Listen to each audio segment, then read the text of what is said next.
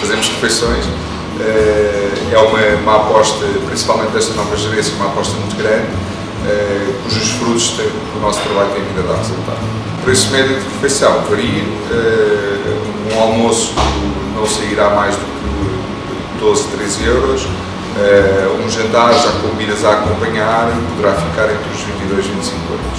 A cozinha do chá caracteriza-se por ser portuguesa com forte influência internacional, portanto a base, a maior parte dos pratos são de origem portuguesa, ou o twist sempre, mas temos alguns pratos de influência internacional.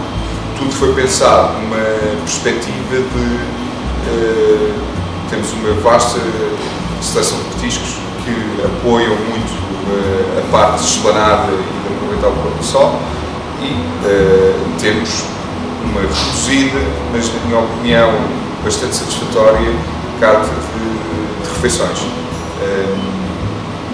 mas em poucas palavras, sim, é a cozinha portuguesa com forte influência internacional.